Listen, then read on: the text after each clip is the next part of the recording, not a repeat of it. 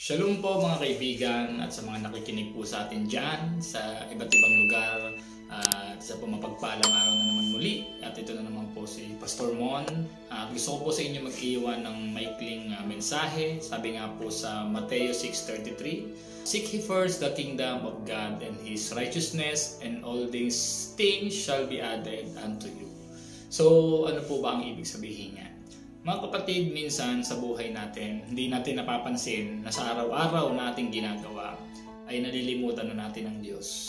Minsan sa sobrang busy natin sa ating pagtatrabaho, sa sobrang busy natin para lang tayo ay kumita ng pera, minsan nawawala na po si Lord sa buhay natin. Kaya ano po ang nangyayari? Dumarating po tayo sa mga panahon na kung saan tayo ay kinakapos at hindi mo alam ngayon kung sino ngayon ang iyong lalapitan. Maliwanag po na sinabi sa bersikulo na yan na kailangan po, una sa lahat, unahin po natin si Lord.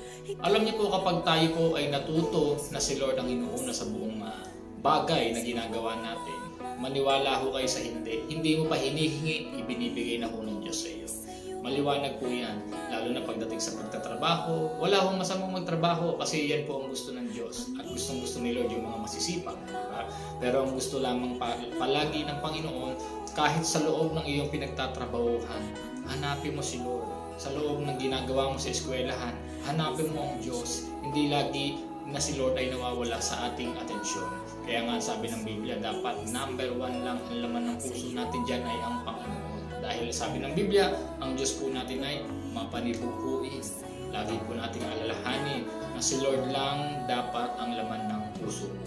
Pangalawa na yung mga bagay, mga material, pera. Si Lord na po ang bahalang siyang magtutugon niya.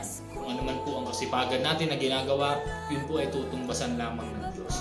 Kaya sa oras ito mga kapatid, iwanan ko kayo sa maikling panalangin. Magsipikit po tayo at sa oras nito, sa mga nakakaranas po ngayon ng mga utang, kabigatan sa buhay nila, suliranin.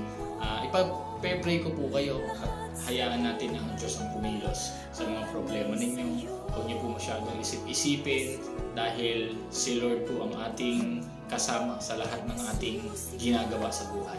Panalangin po tayo. Panginoon, maraming salamat po sa mga nakikinig sa oras nito.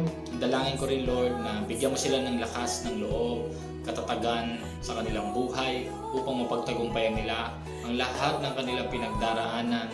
Lahat, Panginoon, ng mga problema, suliranin ay malalagpasan din ito, Panginoon. At naniniwala kami, Lord, na patuloy mong hinihipo yung mga taong nakikinig sa oras na ito. Huwag niyo po silang hayaan, Panginoon, na sila ay malubog sa problema.